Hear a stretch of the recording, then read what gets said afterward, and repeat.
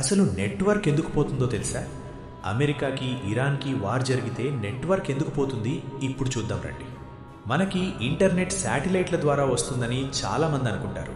కానీ 97% ఇంటర్నెట్ సముద్రం అడుగున ఉన్న వేల కిలోమీటర్ల పొడవైన ఫైబర్ ఆప్టిక్ కేబుల్స్ ద్వారా వస్తుంది.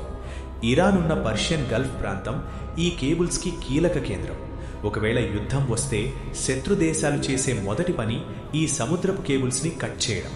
దీన్నే కమ్యూనికేషన్ బ్లాక్అవుట్ అంటారు. అమెరికా, ఇరాన్ రెండూ సైబర్ యుద్ధంలో ఆరితేరిన దేశాలు. సైబర్ వైరస్లు ఫిజికల్ బాంబుల కంటే భయంకరమైనవి. అమెరికా ఒక వైరస్ ద్వారా ఇరాన్ అణు రియాక్టర్లను నాశనం చేసింది.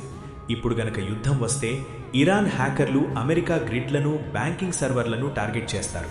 ఫలితంగా ఇంటర్నెట్ సర్వర్లు డౌన్ అయిపోతాయి. ఇంటర్నెట్ పోతే మన పరిస్థితి ఏంటి?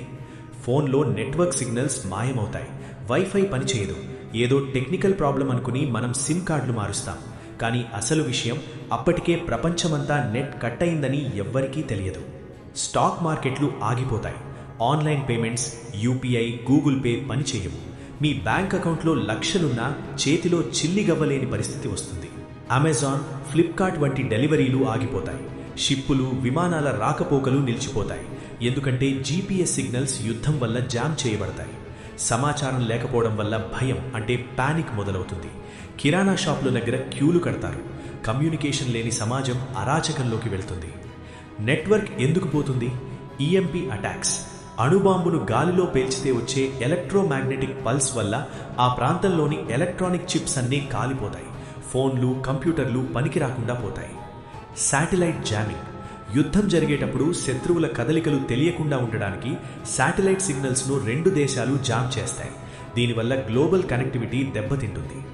యుద్ధం అంటే రక్తపాతం మాత్రమే కాదు, అది ఒక దేశం యొక్క మేధస్సును, టెక్నాలజీని 100 ఏళ్లు వెనక్కి నెట్టేయడం.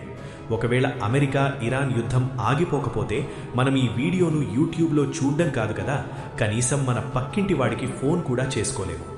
ఒకవేళ రేపటి నుండి వారం రోజుల పాటు ఇంటర్నెట్ లేకపోతే మీరు మీ జీవితాన్ని ఎలా గడుపుతారు? కింద కామెంట్ చేయండి. అలాగే వీడియో నచ్చితే లైక్ చేసి సబ్స్క్రైబ్ చేసుకోండి ఫ్రెండ్స్.